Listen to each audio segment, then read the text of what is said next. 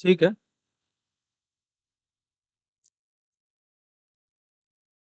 Screen share हो रही है मेरी?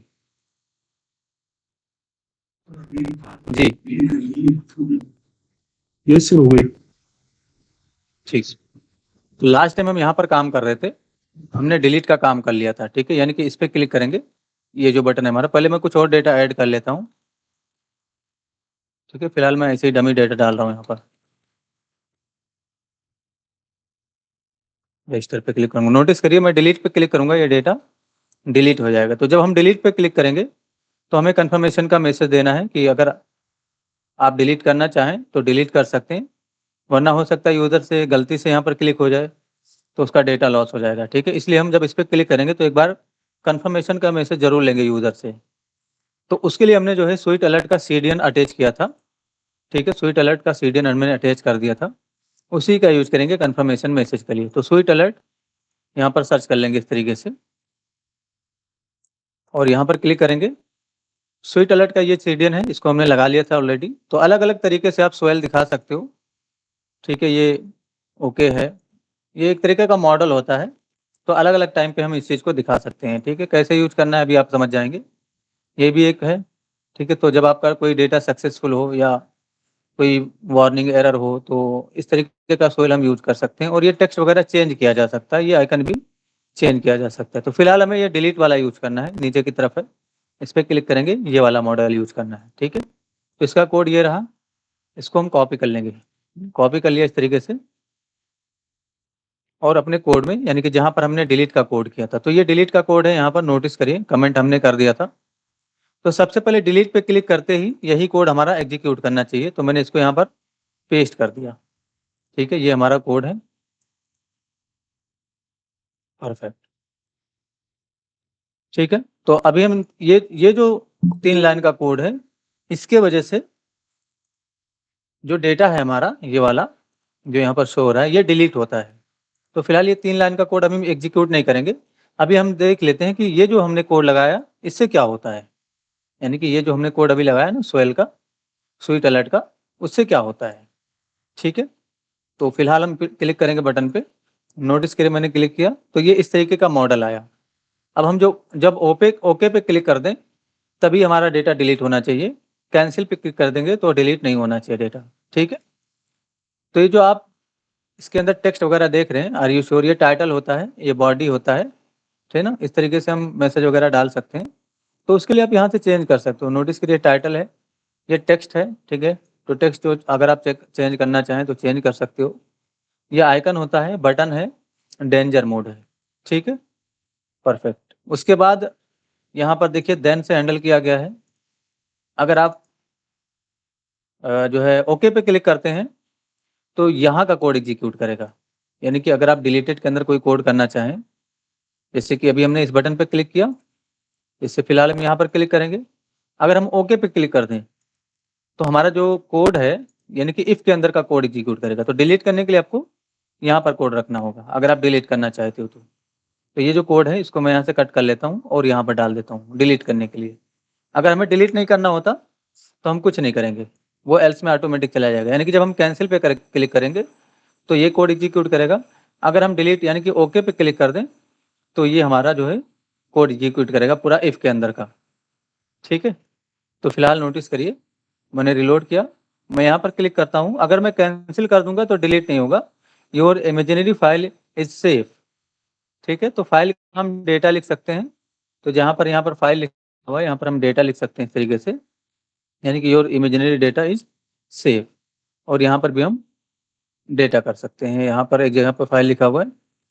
ठीक है, तो नोटिस करिए मैंने डेटा कर दिया। तो वो किसी भी तरह का डेटा हो सकता है फाइल भी हो, कोई इमेज हो, वीडियो हो, ऑडियो हो, टेक्स्ट हो, है ना, इस तरीके की चीज़ें। अभी नोटिस करिए मैंने यहाँ पर क्लिक किया, कैंसिल कर दूंगा तो योर इमेजिनरी फाइल इस सेव बताएगा। अच्छा, यहाँ पर हमने नहीं चेंज किया शायद, तो यहाँ पर भी हम ठीक है चेंज कर देंगे। परफेक्ट। अभी मैं फिर से यहाँ पर टेस्टिंग कर लेता हूँ, मैंने कैंसिल पे क्लिक किया, नोटिस करिए your imaginary data is safe. अगर हम यहाँ पर क्लिक करके ओके कर दें तो डेटा हमारा डिलीट हो जाएगा। तो जब अब आप ओके करेंगे तभी डेटा डिलीट होगा, है ना। तो आप लोगों ने समझा कैसे आपको स्वीट अलर्ट का यूज करना है, समझ गए। फिलहाल मैं यहाँ पर कुछ और डेटा यहाँ पर डाल लेता हूँ, तो जस्ट ये सर gmail.com, ठीक है। यहाँ पर मैंने पासवर्ड डाला, रजिस्टर। थोड़ा सा और डेटा मैं डाल लेता हूँ, आलोक अनु, ठीक है। नोटिस करिए इतना सारा डेटा हमने यहाँ पर पुश कर दिया है।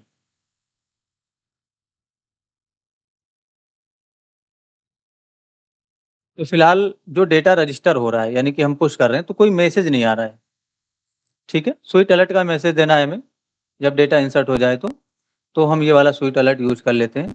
इस पर क्लिक करेंगे, नहीं ये नहीं यूज करेंगे, ठीक है। ये वाला देख लेते हैं, हाँ ये वाला यूज करेंगे, ठीक है। Good job, you click the button, या हम इसका यूज कर सकते हैं, ये भी ठीक है। परफेक्ट। तो ये कोड है, इसका कॉपी कर लेंगे, एक लाइन का कोड है, या हम लिख भी सकते हैं। जैसे कि रजिस्टर कहाँ हो रहा है वो आप देखिए ज़रा।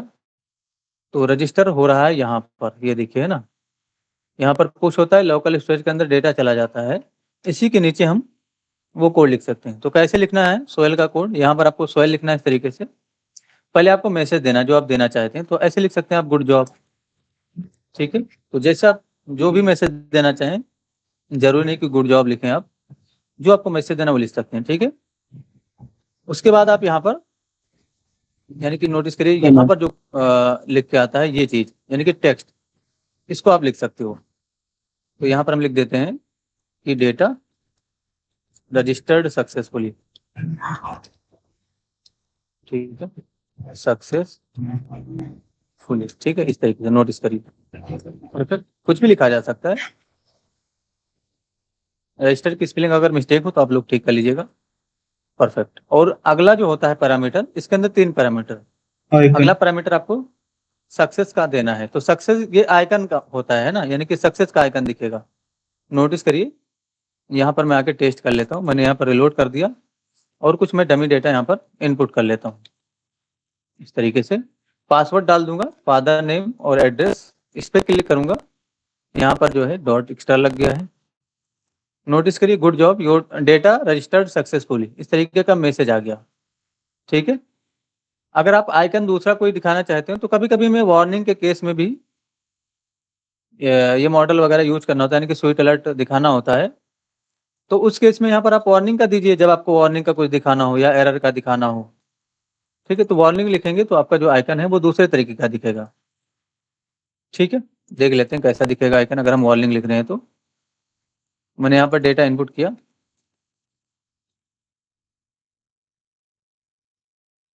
रजिस्टर पे क्लिक करूंगा। नोटिस करिए, good job, data register successfully, लेकिन आइकन चेंज हो गया। तो जब आपको आइकन चेंज करना हो तो लास्ट पैरामीटर में यहाँ पर आप एरर, वार्निंग, है ना, सक्सेस, इस तरीके से दे सकते हैं। तो स्वीट अलर्ट की वेबसाइट से ही देख के काम करिएगा। अगर आपको आइकन वगैरह चेंज करना है, कैसे करना है यहाँ से देख सकते हैं हम, ठीक है। गेट स्टार्टेड पे क्लिक करके हम इसके बारे में पढ़ भी सकते हैं।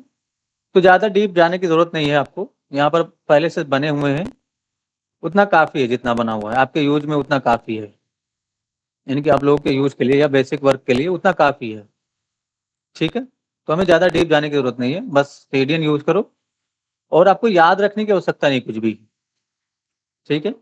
याद करने की आवश्यकता नहीं है। इस तरीके से आप यहाँ से कोड वगैरह ले सकते हो। तो कुछ भी याद करने की जरूरत नहीं है, बस सीडीएन आपको ये पता होना चाहिए कि हाँ ऐसी कोई वेबसाइट है, यानी कि फ्यूचर में आपको ये पता होना चाहिए कि ऐसी कोई वेबसाइट है जिसकी हेल्प से हम इस तरीके का अलर्ट वगैरह दिखा सकते हैं, ठीक है। तो फिलहाल यहाँ का जो आइकन है उसको मैं चेंज कर देता हूँ, मैं सक्सेस करूंगा। याद रहे यहाँ पर हमेशा स्मॉल लेटर में आपको लिखना है। ये चीज है आपका टेक्स्ट, ये भी आपका एक टेक्स्ट है, तो ये हमारे द्वारा हम कुछ भी लिख सकते हैं। लेकिन इसमें अगर स्पेलिंग मिस्टेक हो गया या यहाँ पर आपने कैपिटल कर दिया इस तरीके से, या कैपिटल लेटर में लिख दिया, तो ये काम नहीं करेगा, यानी कि वर्क नहीं करेगा ये फिर। इसलिए आपको इस चीज का खास ख्याल रखना है कि हमेशा स्मॉल लेटर में ही यहाँ पर लिखना है, ठीक है। समझ रहे हैं आप लोग, समझ में आ रहा है। तो हमने डिलीट पे भी लगा दिया था, अगर हम ओके करेंगे तभी डिलीट होगा, और हम कैंसिल कर देंगे तो डेटा हमारा डिलीट नहीं होगा। नोटिस करिए डिलीट नहीं हुआ। हमें यहाँ पर इंडेक्सिंग नंबर भी प्रेजेंट करना चाहिए, यानी कि इस तरफ हमें इंडेक्सिंग नंबर भी प्रेजेंट करना चाहिए। तो इंडेक्सिंग नंबर प्रेजेंट करने के लिए हमें ज़्यादा कुछ करने की आवश्यकता नहीं है। यहाँ पर आ जाएंगे, ठीक है, ये हमारा डिलीट का कोड हो गया पूरा, और ये हमारा जो डेटा शो हो रहा है वो। तो इसी में से हम कोई एक कॉपी कर लेंगे, बस यहाँ पर हम इंडेक्स लिख देंगे इस तरीके से। ठीक है, तो इंडेक्स जब हम लिखेंगे तो यहाँ पर हमें इंडेक्सिंग नंबर दिखेगा। नोटिस करिए इंडेक्सिंग नंबर 0 से स्टार्ट हुआ, तो 0 से ना स्टार्ट हो इसलिए हम यहाँ पर +1 करके लिखेंगे। ठीक है, तो अब ये 1 से स्टार्ट होगा। नोटिस करिए ऊपर की तरफ हमें एक हेड भी देना होगा, क्योंकि ये नेम की कॉलम में तो यहाँ पर जाएंगे और टेबल में जाएंगे, जो हमारा टी बॉड ये देखिए टी हेड है ना, नेम के ऊपर हम यहाँ पर SR नंबर दे सकते हैं इस तरीके से, यानी कि सीरियल नंबर। तो नोटिस करिए एक और कॉलम यहाँ पर ऐड हो जाएगा सीरियल नंबर का। परफेक्ट, तो ये सीरियल नंबर हो गया। ठीक है, ठीक है, अब हमें अपडेट का काम करना है।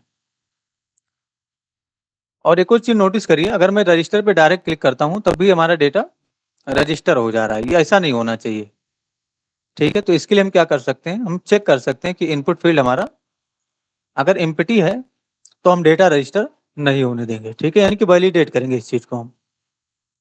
तो इसको चेक करने के लिए हम जावास्क्रिप्ट में जब रजिस्टर होता है उसी समय चेक करेंगे। तो नोटिस करिए ये आपका पुश फंक्शन है।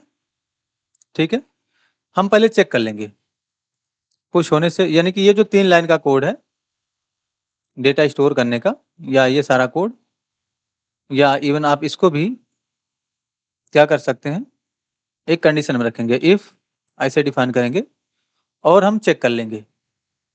ऑल इनपुट का 0 इंडेक्स ऐसे डिफाइन करेंगे, ऑल इनपुट 0 डॉट वैल्यू, इसका वैल्यू रीड करेंगे। ठीक है, वैल्यू ऐसे डिफाइन करेंगे, is not equal to empty, empty नहीं होना चाहिए। ठीक है, उसके बाद हम एंड ऑपरेटर लगा सकते हैं, ऑल इनपुट 1 डॉट वैल्यू लिखेंगे, यानी कि दूसरा वाला इनपुट फील्ड हो जाएगा इससे, is not equal to empty, इससे कंपेयर करेंगे। सो इसी तरीके से आप एंड ऑपरेटर लगा लगा के सभी के लिए चेक करेंगे। फिलहाल मैंने 2 के लिए चेक किया। ठीक है, तो अगर आपका स्टेटमेंट लंबा हो रहा है तो आप इंटर कर सकते हो, ऐसे इंटर कर सकते हैं आप। ठीक है, यहाँ पर इंटर कर लीजिए, कोई इशू नहीं है, हम इंटर कर सकते हैं। यहाँ पर भी हम इंटर कर सकते हैं। तो ये हमारा इफ की, यानी कि इफ का पैरेंथेसिस है, यहाँ पर हम एंड ऑपरेटर लगाएंगे और अगला लिखेंगे। तो ऑल इनपुट ऐसे लिखिए 2 dot value is not equal to empty, ऐसे चेक करिएगा। ठीक है, इज नॉट इक्वल टू से क्यों चेक करें, ताकि एम्प्टी ना हो तभी यहाँ का कोड एग्जीक्यूट करें। तो फिलहाल मैंने 3 के लिए चेक किया है। अगर एम्प्टी नहीं है तो ये कोड एग्जीक्यूट करेगा, लेकिन अगर एम्प्टी है तो एल्स में जाना चाहिए। तो एल्स लिखेंगे यहाँ पर और हम मैसेज देंगे, तो वार्निंग का मैसेज दे देंगे हम यहाँ पर। इसको मैंने कॉपी कर लिया और यहाँ पर मैंने डिफाइन कर दिया। ठीक है, तो मैं लिख देता हूँ यहाँ पर वार्निंग। ठीक है, वार्निंग मैंने लिख दिया और यहाँ पर मैं लिख देता हूँ input field is empty, input, या ऐसे मैं लिख देता हूँ fill all the field, fill all the fields लिख देता हूँ। ठीक है, और यहाँ पर मैं वार्निंग की जगह लिख देता हूँ एम्प्टी फील्ड, एम्प्टी फील्ड्स, या फील्ड लिख दीजिए, कोई इशू नहीं है। परफेक्ट, तो अगर हम बिना इनपुट किए आप रजिस्टर पे क्लिक करेंगे तो ये देखिए एम्प्टी फील्ड मैसेज आया, लेकिन डेटा रजिस्टर नहीं हुआ। ये हमें चेंज करना चाहिए आइकन, तो आइकन हम वार्निंग का कर देंगे यहाँ पर। तो यहाँ पर बस वार्निंग कर दीजिए। ठीक है, मैंने रिलोड किया, मैं क्लिक करूंगा, नोटिस करिए एम्प्टी फील्ड मैसेज आया। ठीक है, फिल ऑल द फील्ड्स, यहाँ पर एस कैपिटल हो गया तो मैं इसको स्मॉल कर देता हूँ। परफेक्ट, ठीक है ना। तो हमें 3 के लिए अभी हमने लगाया है, इसके लिए, इसके लिए, इसके लिए। तो अगर हम इसमें डेटा इनपुट कर दें और यहाँ पर क्लिक करें तो अभी ईमेल वाले के लिए आएगा। अब यहाँ पर हम ईमेल भी इनपुट करके देख लेते हैं। तो मैंने ईमेल इनपुट किया, अब पासवर्ड के लिए आएगा यहाँ पर। ठीक है, मैंने यहाँ पर इनपुट कर लिया, नोटिस करिए क्लिक करूंगा तो अभी भी एम्प्टी फील्ड पासवर्ड के लिए आया होगा। अब यहाँ पर मैंने लिख दिया, अब मैं अगर रजिस्टर पे क्लिक करूँ तो डेटा रजिस्टर हो जाएगा। ये देखिए ना, 3 के लिए हमने वैलिडेट किया है, आप इन दोनों के लिए भी वैलिडेट कर सकते हो। तो ज़्यादा कुछ नहीं करना है, बस यहाँ पर आपको वैलिडेट करने के लिए एंड ऑपरेटर लगाना इस तरीके से और अगला भी चेक कर लेना है। तो all input 3 dot value is not equal to empty. तो नॉट इक्वल टू क्यों लगा रहे हैं, आप लोग समझ रहे हैं ना। नॉट इक्वल टू लगाने का मतलब ये होगा कि एम्प्टी नहीं होना चाहिए। तो ये चारों फील्ड के लिए हमने लगा दिया है। अगर आप एड्रेस के लिए भी लगाना चाहते हैं तो टेक्स्ट एरिया डॉट वैल्यू लिखेंगे, text area element dot value is not equal to empty, ऐसे आप कंपेयर कर सकते हो। ठीक है, तो अब हमने सभी के लिए लगभग लगा दिया, यहाँ पर एंड ऑपरेटर लगा देंगे। ठीक है, परफेक्ट। तो सभी के लिए अब यहाँ पर यानी कि जो है हमने मैंडेटरी कर दिया है सारा फील्ड। अब इसमें से कुछ भी एम्प्टी रहेगा तो डेटा इंसर्ट नहीं होगा। सपोज करो आप सभी के लिए अलग अलग मैसेज देना चाहते हो, यानी कि अगर आप चाहते हो कि अगर ये वाला फील्ड एम्प्टी है तो आप ऐसे लिख के आए कि नेम इज एम्प्टी। अगर आप चाहते हो कि ईमेल एम्प्टी है तो लिख के आए ईमेल इज एम्प्टी, है ना। तो ऐसा कैसे कर सकते हैं? ऐसा करने के लिए आप क्या कर सकते हो, एल्स इफ का कोड लिखना होगा आपको। ठीक है, यानी कि मल्टीपल कंडीशन आपको लगाने होंगे। तो ऐसा जरूरी नहीं है कि आप एक एक के फील्ड के लिए मैसेज दें, इतना काफी है ना। अगर कोई फील्ड एम्प्टी है तो इतना काफी है, इस तरीके का मैसेज दे रहे हैं तो वो समझ जाएगा यूजर। ठीक है, या तो आप इसको और बेटर बनाने के लिए एस्टिक का सिंबल यहाँ पर दे सकते हो। एस्टिक का सिंबल मैं आपको बता देता हूँ। देखिए, ऊपर की तरफ जाइए और जो फॉर्म है उसके अंदर जो हमारा ये है ना लेबल, ठीक है, यहाँ पर हम क्या करेंगे, मैं एंटर कर लेता हूँ इस तरीके से। पहले स्पैन टैग का यूज करेंगे, स्पैन टैग का यूज करिए और इसके अंदर एस्टिक या सुपर टैग का यूज करिए। स्पैन मत यूज करिए, सुपर टैग का यूज करेंगे और यहाँ पर हम एस्टिक को डिफाइन कर देंगे। तो एस्टिक हमारा यहाँ पर दिखेगा ऊपर की तरफ, इसको हम रेड कलर में दिखाएंगे। इसलिए हम यहाँ पर क्या करेंगे, क्लास नेम का यूज करेंगे और टेक्स्ट हाइफन डेंजर कर देंगे। ठीक है ना, तो नोटिस करिए अब ये हमारा रेड कलर में दिखेगा। ठीक है, थोड़ा फॉन्ट साइज वगैरह बढ़ाया जा सकता है इसका, तो आप इस सुपर टेक को CSS में सेलेक्ट करके फॉन्ट साइज थोड़ा बढ़ा सकते हैं। तो मैं यहीं पर बस ज़्यादा कोड नहीं है, 1-2 लाइन का कोड है, इसलिए मैंने स्टाइल यहाँ पर लगाया और सुपर टेक को ऐसे सेलेक्ट कर लिया। इसका फॉन्ट साइज में थोड़ा बढ़ा देता हूँ, तो मैंने फॉन्ट साइज का यूज किया और मैं 18 पिक्सल कर देता हूँ। नोटिस करिए थोड़ा फॉन्ट साइज बढ़ जाएगा इस तरीके से। ठीक है ना, और इसको हम थोड़ा सा ऊपर से नीचे कर देंगे। तो ये जो डिव होगा हमारा, जिसमें हमने अभी सुपर टेक लगाया ये वाला, इसमें हम MT3 भी लगा देते हैं। तो MT-3 ऐसे डिफाइन कर दीजिए। तो अब ये थोड़ा सा ऊपर से नीचे दिखेगा, परफेक्ट है ना। इसमें भी तो जो भी मैंडेटरी फील्ड है उसमें ये चीज हम लगा सकते हैं। तो ये सुपर टेक मैंने कॉपी किया इस तरीके से और सभी में मैं लगा देता हूँ। तो मैं आपको बता रहा हूँ, आप सभी में लगाइएगा जो जो आपको मैंडेटरी रखना है। ठीक है, फिलहाल मुझे इसको रखना है तो मैंने यहाँ पर लगा दिया। जिसमें आपको नहीं लगाना है उसके आप उसमें आप मन लगाइए, कोई इशू नहीं है। ठीक है, तो मैंडेटरी दिखाने के लिए यानी कि ये जो इनपुट फील्ड है वो कंपलसरी है भरना, फिल करना इंपॉर्टेंट है, उस केस में हम एस्टिक लगाते हैं। तो आप लोगों ने देखा होगा फॉर्म वगैरह में बहुत सारे जगह पे ये चीजें लगी होती हैं, तो वो इसी तरीके से लगती हैं। ठीक है, यहाँ पर भी मैं लगा ही देता हूँ। चलिए एड्रेस को मैंडेटरी नहीं रखते हैं, कोई इशू नहीं है। तो देखिए चारों में दिखा ना, तो इसका मतलब ये हो गया कि अब ये मैंडेटरी फील्ड है। ठीक है, यानी कि इसको फिल करना जरूरी है, कंपलसरी है। समझ गए आप लोग जी? और कोई इशू तो नहीं है आप लोगों को समझने में? किसी को कुछ पूछना है तो अभी पूछिए, आगे का काम करें हम लोग। जी बताइए भाई। जी पवन जी बताइए। ये जो डिलीट का कोड लिखा है वो आईडी से नॉट इक्वल टू इंडेक्स भी तो हो सकता है। क्या मतलब? जैसे हम आईडी को मैच करते हैं हाँ डिलीट के कोड में, जैसे फॉर ईच आपने चलाया है जहाँ पे, हाँ जैसे एलिमेंट नॉट ये जैसे, हाँ ऊपर से जो आपने पैरामीटर्स दिए हैं, जैसे एलिमेंट दिया और एक इंडेक्स दिया है, तो हाँ, element not equal to match index, ऐसा भी तो हो सकता है। क्या मतलब, मैं समझ नहीं पा रहा हूँ आप क्या कर। सर मैं आपको कोड भेज दूंगा, तो उसका लिए मैंने देखा था, नोटिस किया था, मैंने यूज किया है ऐसा कोड।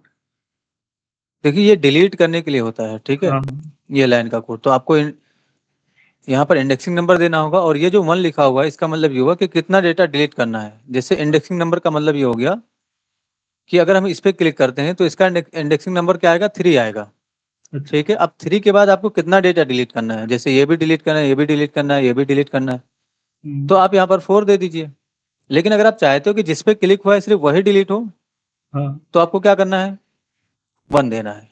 ठीक है, तो जिस पे क्लिक करेंगे जिसका इंडेक्स यहाँ पर जाएगा वही डिलीट होगा। ठीक है, ओके सर। यहाँ पर जैसे मैं 4 पे क्लिक कर रहा हूँ तो नोटिस करिए मैंने यहाँ पर ओके कर दिया तो 4 ही डिलीट होगा, सिर्फ 4 वाला डिलीट हो गया। ये इंडेक्सिंग नंबर है, ये चेंज होता है। जैसे एरे के लिए लूप चल रहा है ना, तो इसको मत देखिए। अब उसका इंडेक्स चेंज होकर 4 पे आ जाएगा, यानी कि नोटिस करिए यहाँ पर लिखा हुआ है SAS लिखा हुआ है ना, SAS लिखा हुआ है, और यहाँ पर a@gmail.com। तो जैसे हम इसको डिलीट करेंगे a@gmail.com जो है वो 4 पे शिफ्ट हो जाएगा ऑटोमेटिक। ये देखिए ना, ये 4 पे शिफ्ट हो गया। इसको डिलीट करेंगे तो इसके नीचे वाला 4 पे शिफ्ट हो जाएगा इस तरीके से। इसको डिलीट करेंगे तो इसके नीचे कोई है ही नहीं। तो ये एरे के हिसाब से इंडेक्सिंग नंबर बनना है, तो आपको इंडेक्सिंग नंबर भी नहीं अपडेट करना पड़ेगा अगर ऐसे काम कर रहे हैं तो। और एक सिंपल सा कोड है ये, बहुत ही सिंपल है। इसमें तो बस वो जो हम सोयल अलर्ट दिखा रहे हैं उसके वजह से ज्यादा कोड हो गया, वरना तो डिलीट करने का तो सिर्फ बस इतना ही कोड है। ये इससे क्या होता है, लाइव डिलीट हो जाता है, आपको लाइव पता चल जाता है ये फंक्शन कॉल करने से। इससे हमारा डेटा अरे के अंदर से डिलीट होता है, और इससे जो डेटा डिलीट हुआ है उसके बाद जो हमारा अरे बचा है वो लोकल स्टोरेज के अंदर दोबारा स्टोर हो जाता है। ठीक है, तो बस इतना ही कोड है डिलीट करने के लिए। अब हमें एडिट पे काम करना है, तो एडिट पे क्लिक करते ही सबसे पहले समझ लीजिए करना क्या है। एडिट पे जब हम क्लिक करेंगे तो हमें ये डेटा चाहिए होगा। ठीक है, तो जैसे हम एडिट पे क्लिक करें सबसे पहले हमें ये डेटा निकालना होगा। तो डेटा निकाल करके हमें क्या करना है, इस फॉर्म में भेजना है यहाँ पर, और इसी की हेल्प से हम अपडेट भी करेंगे, इसी फॉर्म की हेल्प से। या अगर हम इस फॉर्म में ना भेजना चाहें तो इसी लाइन में हम डेटा को अपडेट कर सकते हैं। ठीक है, मैं आपको थोड़ा सा डेमो दे देता हूँ कैसे अपडेट करना है। ठीक है, तो सबसे पहले तो हमें डिलीट जो एडिट का जो बटन है हमारा उसको सेलेक्ट करना होगा। तो ऊपर की तरफ ये रहा बटन हमारा एडिट का। यहाँ पर पहले हम कुछ क्लास देंगे, तो edit-btn इसमें हमने क्लास दे दिया। ठीक है, नीचे की तरफ आ जाएंगे, यहाँ पर पहले तो हम कमेंट पास करेंगे अपडेट कोडिंग इस तरीके से। एक वेरिएबल बनाएंगे जरा से लेट ऑल एडिट btn इस तरीके से, और यहाँ पर हम क्या करेंगे, डॉक्यूमेंट के अंदर से नहीं, REG लिस्ट के अंदर से डॉट क्वेरी सिलेक्टर ऑल का यूज करेंगे इस तरीके से, और हम edit-btn ये जो क्लास हमने दिया अभी इसको सिलेक्ट कर लेंगे। ठीक है, तो ये सिलेक्ट हो जाएगा। अगर हम कंसोल करके देखना चाहें तो बिल्कुल देख सकते हैं, ऑल एडिट btn मैंने इसको जो है कंसोल कर दिया। रिलोड कर लेंगे, इंस्पेक्ट करके कंसोल में जाएंगे, ये रहा कंसोल। ठीक है, ये देखिए नोड लिस्ट आ गया, ये सारा एडिट का बटन आ चुका है। जो 3 बटन है अभी, तो तीनों बटन हमारा जो एडिट का है वो आ चुका है। इस पे हाईलाइट करके देख सकते हैं हम कि कौन कौन सा बटन आया। तो जहाँ पर लास्ट वाले में हाईलाइट करूंगा तो नोटिस करिए लास्ट वाला यहाँ पर हाईलाइट होगा। ठीक है, इस तरीके से। सबसे पहले हम इस पे क्लिक करके देखेंगे कि क्लिक हो रहा है कि नहीं हो रहा है, तो इसके लिए लूप चलाना है हमें। ठीक है, लूप इसलिए चलाना है क्योंकि एक बटन नहीं है, मल्टीपल बटन है। तो लूप याद रहे इसके लिए चलाएंगे, और ये एक एरे है, यानी कि एक तरीके का एरे है जिसके लिए हम लूप चला सकते हैं। ठीक है, तो फॉर ईच लूप चलाएंगे तो हम क्या कर सकते हैं, यहाँ पर all edit btn dot for each, यानी कि सभी के लिए लूप चलाएंगे हम। फॉर ईच का मतलब सभी के लिए, इसमें जो भी एलिमेंट हो उस सभी के लिए। अब हमें एक पैरामीटर में पैरेंथेसिस यहाँ पर देंगे। अगर आपका सिंगल पैरामीटर रिसीव करना है आपको, जैसे कि मुझे सिर्फ एलिमेंट को रिसीव करना है, तो आपको पैरेंथेसिस देने की आवश्यकता नहीं है, आप ऐसे लिख सकते हैं इस चीज को, है ना, एलिमेंट इसमें रिसीव हो जाएगा। लेकिन अगर आपका मल्टीपल एलिमेंट यानी कि इंडेक्स भी रिसीव करना है आपको, यानी कि मल्टीपल आर्गुमेंट आपको पास करने हैं, तो आपको यहाँ पर पैरेंथेसिस देना है। ठीक है, तो इसमें एलिमेंट रिसीव हो जाएगा और इसमें इंडेक्स रिसीव हो जाएगा। हम दोनों को ही देख लेते हैं, अलर्ट में डिफाइन करेंगे इस तरीके से, या कंसोल करके ही देख लेते हैं। कंसोल और डॉट लॉग का करेंगे, और हम एलिमेंट को भी प्रिंट करेंगे और इंडेक्स को भी प्रिंट करेंगे। इससे हमें पता चलेगा कि इन दोनों में आता क्या है। नोटिस करिए मैंने रिलोड किया, इंस्पेक्ट करके अगर हम कंसोल में जाएं तो हमें पता चल जाएगा कि वो जो बटन है वो आ चुका है, और उसका इंडेक्सिंग नंबर भी साथ में आ चुका है। ठीक है, परफेक्ट। अब हमें क्लिक इवेंट लगाना है, तो क्लिक इवेंट हम किस पे लगाएंगे, एलिमेंट पे, यानी कि बटन पे।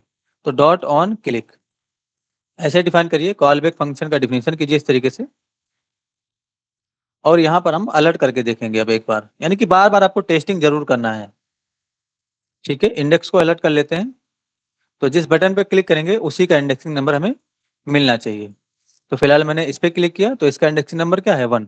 इसको मत देखिए, इसमें +1 करके शो किया जा रहा है, ये 2 यहाँ पर दिख रहा है सीरियल नंबर, लेकिन इसमें +1 करके शो किया जा रहा है। ठीक है ना, क्योंकि इसको हमें आउटपुट के रूप में दिखाना है, इस पे क्लिक करेंगे तो यहाँ पर 3 दिख रहा है, लेकिन इसका जो एक्चुअल इंडेक्सिंग नंबर है वो 2 ही है, क्योंकि ये एरे के अकॉर्डिंग बन रहा है। एरे हमारा 0 से स्टार्ट होता है, तो 0 1 2। ठीक है, तो अभी हमारा जो बटन है उस पर हम सक्सेसफुली क्लिक कर पा रहे हैं। अब हमें आगे काम करना है। तो आगे क्या काम करना है? अब हमें सबसे पहले बटन पे क्लिक करते ही हमें डेटा चाहिए होगा। ठीक है, तो डेटा निकालने के लिए हम क्या करेंगे? हमें उस टीडी तक पहुंचना होगा जिसके अंदर हमारा डेटा है। तो टीडी तक पहुंचने के लिए सबसे पहले आपको टीआर पे जाना होगा, यानी कि टीआर तक जाना होगा, उसके बाद ही आपको टीडी मिलेगा, यानी कि इसका जो मेन पेरेंट है वहां पर जाना होगा। तो पेरेंट तक पहुंचने के लिए, यानी कि पेरेंट अगर आप जाना चाहते हैं तो लेट एक वेरिएबल बनाइए जरा से पेरेंट के नाम से। ठीक है, और जो एलिमेंट है डॉट पेरेंट एलिमेंट, ऐसे लिखे एलिमेंट डॉट पेरेंट एलिमेंट। ठीक है, अगर हम कंसोल और डॉट लॉग करें तो अभी हमें क्या मिलेगा? नोटिस करिए, मैंने पेरेंट को कंसोल कर दिया। ठीक है, डेटा रीड करने के लिए हमें ऐसा करना पड़ेगा, यानी कि डेटा रीड करने के लिए हमें ऐसा करना पड़ रहा है। कौन सा डेटा रीड करना है? ये वाला डेटा, क्योंकि ये डेटा निकाल के हमें इस फॉर्म में डालना है। तो अभी मैंने रिलोड किया और मैं कंसोल खोल लेता हूँ। एडिट पे मैंने क्लिक किया, नोटिस करिए जिसमें आपका टीडी है, जिसमें आपका टीडी है वो आ चुका है। ठीक है, तो अभी हमें क्या करना होगा? एक और बार पेरेंट एलिमेंट लगाना है। ठीक है, तो यहाँ पर हम फिर से लिखेंगे डॉट पेरेंट एलिमेंट। जब तक हम मेन पेरेंट एलिमेंट तक नहीं पहुंच जाएंगे तब तक हम पेरेंट एलिमेंट लिखते रहेंगे। मैंने रिलोड किया, अभी मैंने फिर से क्लिक किया, नोटिस करिए अब हम टीआर तक पहुंच गए। तो ये देखिए पहला टीआर है ये आपका, और ये आपका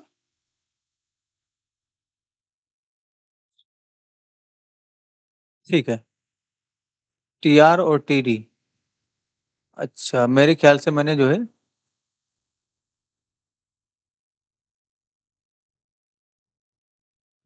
एक मिनट, यहाँ का कोड देखना होगा थोड़ा मुझे। तो ये टीआर है, हाँ ठीक है। ठीक है, तो जिस पे हमने क्लिक किया उसका डेटा हमें साथ में मिल रहा है, और लास्ट वाला टीडी, यानी कि उसका पेरेंट एलिमेंट हमें मिल चुका है।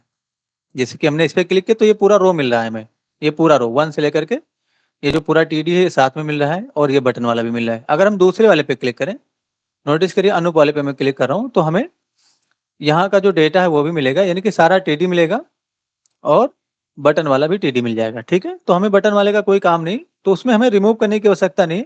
अब हमें जो डेटा चाहिए बस वो निकालने की आवश्यकता है। ठीक है, तो हमें अनूप चाहिए, ये ईमेल चाहिए, ये पासवर्ड चाहिए, और ये डेटा चाहिए, उसके बाद ये एड्रेस चाहिए। ठीक है, तो ये निकाल के हम इसमें डालेंगे।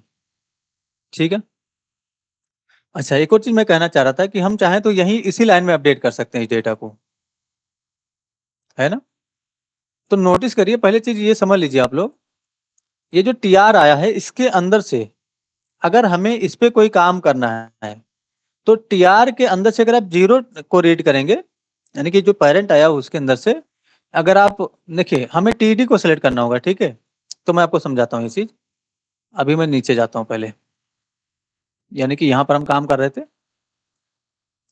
तो पेरेंट ना लिख के मैं यहाँ पर क्या लिख देता हूँ? टीआर लिख देता हूँ। इसका मतलब ये होगा कि इसमें टीआर आ रहा है। ठीक है, लेट एक वेरिएबल बना लेते हैं जरा इस तरीके से ऑल टीडी के नाम से, और जो टीआर आ रहा है उसके अंदर से हम dot query selector all define कर सकते हैं इस तरीके से, और टीडी को सिलेक्ट कर लेंगे। अब अगर हम कंसोल और डॉट लॉग करें, इस चीज को इंपॉर्टेंट है समझना, तो ये चीज समझ लीजिए कि इस तरीके से आपको पेशेंस के साथ एक एक स्टेप कोई नहीं बताता, एक एक स्टेप कंसोल करके कोई नहीं दिखाएगा आपको। ठीक है ना, तो समझ लीजिए, और ये जो प्रोसेस है, ये जो काम कर रहे हैं आप, ये इतना इंपॉर्टेंट है कि अगर आप इसको समझ गए हो, है ना, तो आप आसानी से किसी दूसरे लैंग्वेज में भी सर्वाइव कर पाएंगे, या आपका जो प्रोग्रामिंग स्किल है वो कहीं ना कहीं काफी ज्यादा बूस्ट हो जाएगा, डेवलप हो जाएगा। इसी प्रोसेस को आपको समझना है। ये पूरा जो कंप्लीट प्रोसेस है, हमने शुरुआत से जो काम किया, इंसर्ट किया डेटा, उसके बाद हमने डिलीट किया, है ना, और अलग अलग तरीके पे अलग अलग तरीके का मैसेज दिया हमने हमने वैलिडेशन चेक किया कि कोई इनपुट एलिमेंट का जो है, यानी कि एम्प्टी फील्ड ना हो, यानी कि सारे फील्ड हो, उसके बाद जो है डेटा रजिस्टर हो। ठीक है, तो ऐसे ही करना पड़ता है। आगे काम करेंगे हम। तो मैंने कंसोल कर दिया है, नोटिस करिए मैंने रिलोड किया और यहाँ पर मैं क्लिक करता हूँ तो सारा जो है यहाँ पर बताया गया TD इज नॉट डिफाइंड। कहाँ पर TD इज नॉट, अच्छा मैंने डायरेक्ट TD लिख दिया, तो ये कोई वेरिएबल नहीं है, ये आपको स्ट्रिंग के रूप में देना है, ठीक है ना। तो ये टैग का नाम आपको देना है जो इसके अंदर है। परफेक्ट, तो अभी हम रिलोड करके फिर से टेस्टिंग करेंगे। मैंने क्लिक किया, नोटिस करिए सारा TD आ चुका है। अब जिसका भी डेटा चाहिए बिल्कुल आसानी से आप निकाल सकते हो, ठीक है। तो पहले हम डेटा ना निकाल के मैं आपको ये बता देता हूँ कि अगर आपको इसी लाइन में अपडेट करना होता डेटा तो कैसे करते, ठीक है। तो सबसे पहला काम आपको क्या करना है, जैसे कि हमें सीरियल नंबर तो अपडेट करना नहीं है, सीरियल नंबर तो बन ही रहेगा। अब जैसे किसी को जस्ट के जगह कोई इसका नेम चेंज करना है तो इस पर क्लिक करते ही ये एडिटेबल हो जाना चाहिए। तो उसका इंडेक्सिंग नंबर क्या है, 1 है, तो ऐसे लिखेगा all TD 1 dot content editable equal to true, इसको ट्रू कर देंगे। तो इसका सिंपल सा मतलब ये हुआ कि जैसे हम इस पे क्लिक करेंगे तो अब हम यहाँ पर लिख पाएंगे कुछ इस तरीके से। नोटिस करिए मैं लिख पा रहा हूँ ना, तो ऐसे आप लिख सकते हो, ठीक है। तो जब हमने क्लिक किया, नोटिस करिए जब हमने क्लिक किया पहले से ये क्लिकेबल नहीं था, ये देखिए मैं क्लिक कर रहा हूँ ये नहीं क्लिकेबल है, अभी मैंने जब इस पे क्लिक कर दिया तब ये क्लिकेबल हुआ। तो नोटिस करिए मैं क्या कहना चाहता हूँ, जब हमने क्लिक किया तो पता नहीं चला, यानी कि यूजर को कुछ पता नहीं चल रहा है, ठीक है ना, यूजर को कुछ पता नहीं चल रहा है कि कहाँ पर क्लिक हुआ, यानी कि हम इसको एडिट कर सकते हैं कि नहीं। तो इसमें हम क्या कर सकते हैं, बॉर्डर लगा सकते हैं। तो आप ऐसे लिख सकते हो ऑल TD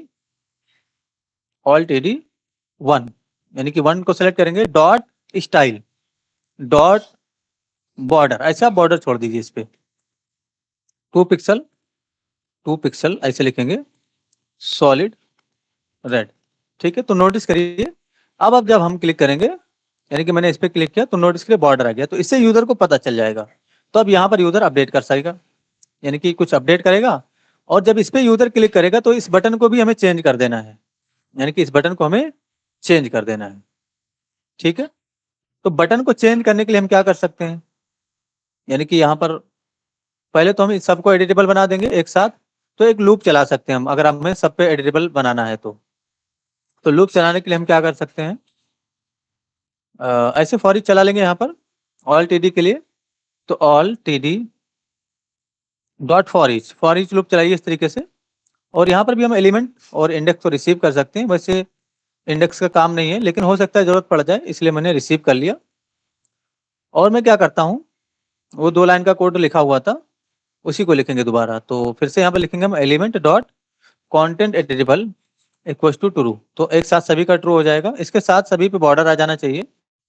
तो element dot style dot border equal to जो भी कलर आपको देना है या जितने पिक्सल में देना है आप दे सकते हो, तो 2 पिक्सल सॉलिड रेड, ठीक है, मैंने डिफाइन कर दिया। रिलोड करके टेस्टिंग कर लेते हैं इस चीज की। मैंने रिलोड किया, इस पे क्लिक करूंगा, नोटिस करिए सभी का बॉर्डर हो गया, ठीक है। तो लास्ट वाला नहीं हो तो ज्यादा अच्छा रहेगा, ठीक है। तो हम क्या कर सकते हैं लास्ट वाला ना हो इसके लिए, जी बताइए भाई, लास्ट वाला अगर हमें, सर वो जी बताइए। इंडेक्स मैच कर सकते हैं। हाँ एक कंडीशन पास कर सकते हैं, कैसे पास करेंगे यहाँ पर कंडीशन, इफ, या एक काम कर सकते हैं हम इंडेक्सिंग नंबर ही मैच कर लेते हैं। तो इंडेक्सिंग नंबर अगर हम मैच करेंगे तो हमें प्रॉब्लम हो सकती है ना। प्रॉब्लम क्या होगी, हर जगह ये आपका इंडेक्सिंग नंबर मैच करने का, अच्छा एक्चुअल में अगर आपको इंडेक्सिंग नंबर पता है कि इसका इंडेक्सिंग नंबर क्या है, जैसे 0 1 2 3 4 5 6, यानी कि जो TD होगा ये वाला इसका 6 और इसके ये वाला जो TD होगा इसका 7, ठीक है। तो हम 6 और 7 के लिए मैच कर सकते हैं, उस केस में हम जो है ये कोड नहीं चलने देंगे। तो हम इस तरीके से मैच कर सकते हैं यहाँ पर कंट्रोल X, इफ, यहाँ पर हम पास करेंगे इफ इंडेक्स इक्वल टू 6, और ऑपरेटर का यूज कर लें यहाँ पर। और इंडेक्स को हम चेक कर लेते हैं, इक्वल टू 7, है ना, यही तो रहेगा कोड। अब ये दोनों के लिए चेक कर लेगा, पहले ये आएगा, अगर ये आया है तो यहाँ का कोड एग्जीक्यूट नहीं करेगा, नहीं हम नॉट इक्वल टू में कर लेते हैं, नॉट इक्वल टू लगाएंगे, तो ये कंडीशन जो है हमने फॉल्स कर दिया है। अब यहाँ का कोड एग्जीक्यूट नहीं करेगा, तो जो है जब 6 7 इंडेक्सिंग नंबर आएगा तो वहां का कोड एग्जीक्यूट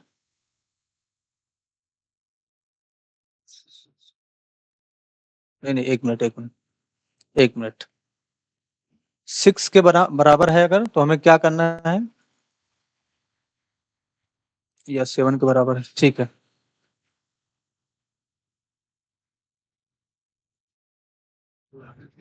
सर ये कोड एल्स में जाएगा ना? हाँ, Not code equal else to में भी लगाने- जाएगा हमारा। इसको हम यहाँ पर ट्रू ही रखते हैं, इसको ट्रू रखते हैं और यहाँ से कॉपी कर लेते हैं, इस चीज को हम एल्स में डाल देंगे। तो मैंने एल्स डिफाइन किया और ये चीज हम यहाँ पर नहीं लिखेंगे, ठीक है, और इसको हम फॉल्स कर देंगे, ठीक है, तो इसको फॉल्स कर सकते हैं और यहाँ पर हम ये दोनों ट्रू कर देंगे, ठीक है। कौन तो false sir not equal to लग पाएगा, ये जो इंडेक्स जो है। लिखने की हमें जरूरत नहीं पड़ी थी।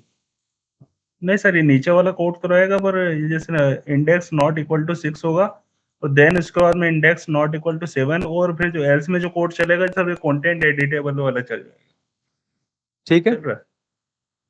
तो ये हमारा ठीक है। अब हमने लास्ट को अवॉइड कर दिया, ये दोनों को, तो ऐसे लिख सकते हैं,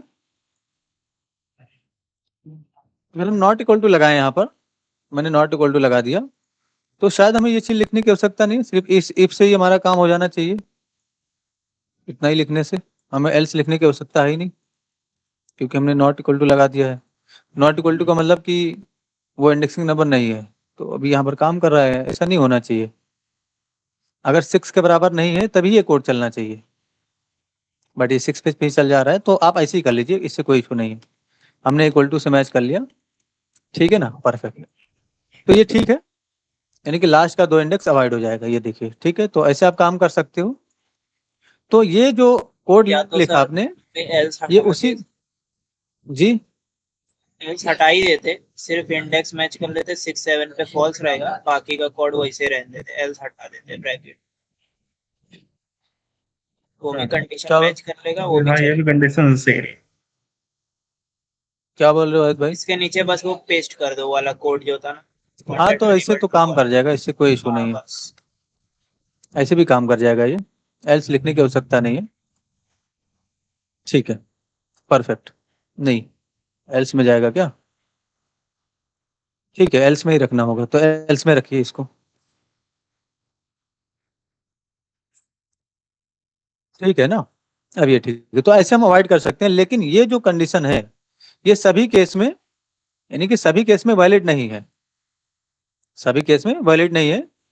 तो अगर आप काम करना चाहते हो, मैं आपको एक बढ़िया तरीका बता देता हूँ, हम फॉर लूप चला सकते हैं इसके लिए, ठीक है। फॉर लूप के लिए ये बेटर रहेगा, मैं आपको बता देता हूँ कैसे चलाना है। तो ये फॉर ईच का पूरा कोड है यहाँ से यहाँ तक, ठीक है ना, इसको हम हटा देते हैं। देखिए, आपको फॉर लिखना है और लेट आई इक्वल टू 0, 0 से हमें लूप चलाना है, और लूप जो है हमारा कहाँ तक जाएगा, all T D dot length -2, -2 लिखेंगे, -1 नहीं लिखेंगे, या -3 करेंगे, नहीं 0 से लूप चलाने तो 2 लिखेंगे यहाँ पर, ठीक है। उसके बाद हम आई में इंक्रीमेंट ऑपरेटर, बस ये करना है आपको यहाँ पर, और वो 2 लाइन का जो कोड था हमारा, इसको हमने पेस्ट कर दिया, मैंने कंट्रोल जेड किया, ठीक है, ये है ना, बस ये हो गया। बस यहाँ पर आपको क्या लिखना होगा, ऑल टी डी आई, ऐसे लिखना होगा अब, ठीक है, ऑल टी डी आई, और यहाँ पर भी आपको ऑल टी डी आई लिखना होगा। तो ये अब जो है सभी केस में आपका वैलिड है, ये सभी केस में वैलिड है, ठीक है ना, क्योंकि अब जो लूप है आपका वो लास्ट 2 अवॉइड कर देगा। मैंने इस पे क्लिक किया, ये देखिए नहीं, तो लूप हमने कैसे लिखा है, all T D dot length -2, एक मिनट, अच्छा यहाँ पर कंडीशन नहीं लगाया हमने, ऐसे लिखना चाहिए ना, आई इज लेस देन, में थोड़ा सा मिस्टेक हो गया था, है ना, वही तो। अब ये कंडीशन फुलफिल हुआ, अब ये सही से काम करेगा, वही तो मैं सोच रहा हूँ कि ये काम क्यों नहीं कर रहा है, परफेक्ट। तो ये बिल्कुल सही ही तरीका है, सभी केस में आपका ये काम कर जाएगा। मैंने एडिट पे क्लिक किया, नोटिस करिए तो -1 करेंगे शायद, है ना? तो -1 कर दीजिए यहाँ पर। तो ये एक परफेक्ट तरीका है इस चीज को कंट्रोल करने का। अब आपको टेंशन लेने की आवश्यकता नहीं है कि हमें इंडेक्सिंग नंबर कौन सा, हमें इंडेक्सिंग नंबर भी देखने की आवश्यकता नहीं है। अगर आपको लास्ट में, क्योंकि ये जो दोनों बटन है ना, वो एक ही टीडी में है, इसीलिए हमें -1 करना पड़ा। अगर 2 टीडी में होता, यानी कि जो एडिट का बटन है वो एक टीडी में और जो डिलीट का बटन है वो दूसरे टीडी में, तब हमें -2 करना पड़ता। तो कभी भी जो एक्शन का बटन होता है किसी भी फील्ड में, वो लास्ट में ही होता है। तो उस चीज को आप ऐसे कंट्रोल कर सकते हो, ठीक है? तो इस केस में आपका ये फॉर कोड आपका वैलिड है, यानी कि फॉर लूप आपका वैलिड है। तो बहुत सारे केसेस आ जाते हैं कि हमें अलग अलग तरीके के लूप यूज करने ही पड़ते हैं, है ना? इसीलिए तो इतने सारे लूप बनाए गए हैं। समझ रहे आप लोग? जी बताइए भाई। हम उस केस में भी, यानी कि जो हमारा फॉर ईच था, उसके लिए भी हम लूप चला सकते हैं, लेकिन थोड़ा सा 1-2 लाइन का कोड उसमें बढ़ जाएगा। यानी कि उससे भी हम ऐसा कोड कर सकते हैं, ऐसा नहीं है, लेकिन हमें 1-2 स्टेप बढ़ाना होगा, है ना? जो हमने किया था, एक तो वो तरीका है, उसमें आप काम कर लीजिए। या तो हम 1-2 स्टेप बढ़ा दें, जैसे लास्ट वाला जो टीडी है उसको हम उस एरे के अंदर से रिमूव ही कर दें और फिर हम फॉर ईच चला दें, तो परफेक्ट तरीका हो जाएगा फिर। तो ये चीज है।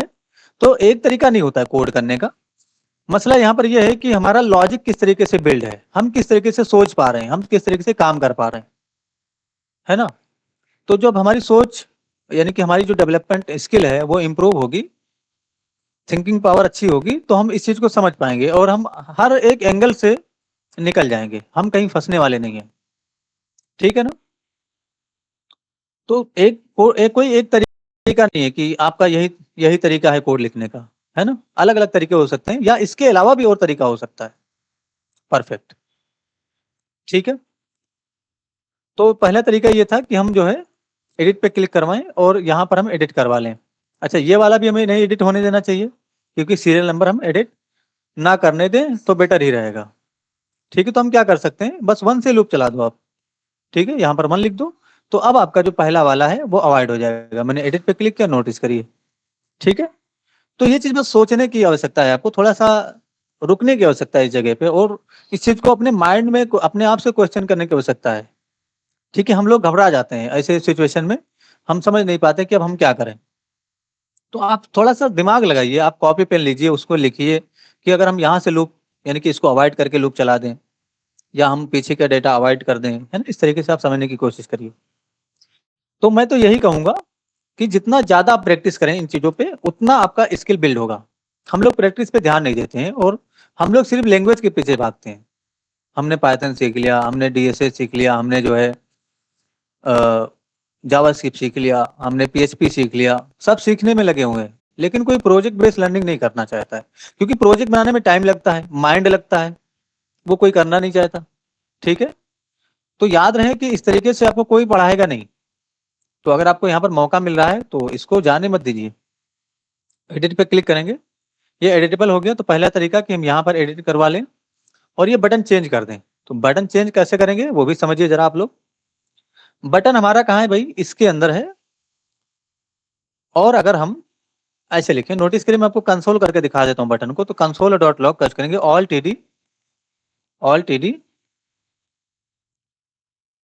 टीडी और अगर हम ऐसे लिख दें ऑल टीडी डॉट लेंथ -1, तो हमें लास्ट में जो दोनों टीडी हैं वो मिल जाएंगे जिसके अंदर बटन है, ठीक है ना? एक बार मैं रिलोड कर लेता हूँ। मैंने रिलोड किया और यहाँ पर मैं बटन पे क्लिक करना होगा तब कंसोल होगा। इंस्पेक्ट कर लेते हैं, कंसोल में जाएंगे और ये जो एडिट का बटन है मैंने इस पे क्लिक किया, देखिए लास्ट वाला टीडी मिला और उसमें दोनों बटन है। तो बस अब यहाँ पर आप एक वेरिएबल बना लो इस तरीके से, ठीक है? ऐसे बना लो वेरिएबल, लेट बीटीएन टीडी के नाम से, यानी कि बीटीएन टीडी, ठीक है? ये हो जाएगा बटन वाला टीडी।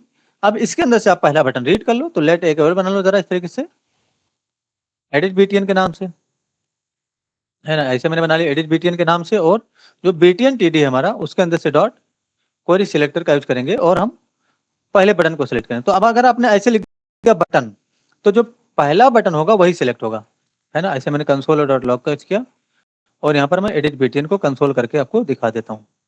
नोटिस करिए मैंने कंसोल कर लिया, यहाँ पर रिलोड करेंगे, ठीक है। अभी मैं एडिट पे क्लिक करूंगा तो देखिए पहला वाला बटन मिल गया जो एडिट वाला है, इसी को आपको अपडेट करना है, ये जो है। तो इसको अपडेट कैसे करेंगे, कुछ नहीं करना है आपको, एडिट बीटीएन लिखिए इस तरीके से, डॉट क्लास नहीं, edit BTN dot inner HTML करिए इस तरीके से, और यहाँ पर आपको टैग बनाना होगा। तो ऐसे हम आई टैग बना लेंगे इसके अंदर। तो आई टैग को मैंने क्लोज कर दिया, आई टैग मैंने ऐसे स्टार्ट कर लिया। क्लास नेम क्लास डिफाइन करेंगे। अच्छा, मैं बार बार कभी कभी क्लास नेम बोल देता हूँ क्योंकि मैं रिएक्ट जेएस में काम कर रहा हूँ। तो रिएक्ट जेएस में हम टैग के अंदर क्लास नेम लिखते हैं, तो वो मैं बार बार क्लास नेम बोल देता हूँ क्योंकि मैं रिसेंटली रिएक्ट जेएस में काम कर रहा हूँ, उसकी वजह से मैं बार बार क्लास नेम बोलता रहता हूँ। तो आपको ध्यान देना है कि मैं क्लास की ही बात कर रहा हूँ। बस आपको कुछ नहीं करना है, फा हाइफन, अच्छा बाहर का कोड अगर सिंगल है, डुअल है, तो आपको अंदर का कोड सिंगल रखना है। तो फाफा हाइफन सेव, ये वाला डिफाइन कर देंगे हम। तो आप जैसे हम उस पर क्लिक करेंगे, नोटिस करिए मैंने रिलोड किया और यहाँ पर मैं क्लिक करूंगा तो अभी ये सेव का आइकन आ गया, ये देखिए। अब जो भी चेंजेस करना है, चेंज करने के बाद इस पर क्लिक करके इसको डेटाबेस में स्टोर करवा दीजिए, ठीक है। तो ये पहला तरीका था एडिट करने का या अपडेट करने का इसी लाइन में। ये तरीका सही भी है, बहुत सारे केस में नहीं सही है। अभी जैसे यहाँ पर ज्यादा कॉल्यूम है, यानी कि एक दो कॉलम होता तो ये ठीक है, यहीं से कर लेते हैं हमें फॉर्म में जाने की जरूरत नहीं थी। लेकिन ज्यादा कॉलम है, यहाँ पर ज्यादा डेटा है, मैक्सिमम 2 कॉलम हो तो आप ऐसा करिए। अगर 2 से ज्यादा है तो फिर आप यही फॉर्म का यूज करिए, यानी कि सेम फॉर्म का यूज करिए। यहाँ से डेटा निकालिए, एडिट पे क्लिक करते ही और यहाँ पर डाल दीजिए। और डालने के बाद इस बटन को आपको चेंज करना होगा। जैसे अभी हमने जब एडिट पे क्लिक किया तो इसको चेंज किया ना अपडेट करने के लिए। अब हम यहाँ पर लिख दें और इस बटन पे क्लिक करें तब अपडेट हो, और अपडेट करने के बाद फिर से ये बटन हम एडिट में कन्वर्ट कर देंगे। तो वही मसला है, जब हम एडिट पे क्लिक करेंगे तो डेटा निकलेगा, यहाँ पर जाएगा और रजिस्टर की जगह अपडेट दिखेगा। और जब हम अपडेट पे क्लिक कर देंगे तो फिर रजिस्टर दिखेगा यहाँ पर, और डेटा यहाँ पर सक्सेसफुली लाइव अपडेट हो जाना चाहिए। तो ये सारे काम अब हमें करने हैं जो कि हम नेक्स्ट पार्ट में अचीव करेंगे। तो पेशेंस रखिएगा, ठीक है, और काम करते रहिए जिस तरीके से आपको बताया जा रहा है, ठीक है। तो कुछ पूछना है आप लोगों को तो पूछ सकते हैं जी, बताइए भाई। आदित्य जी कुछ पूछना है आपको? जी आदित्य,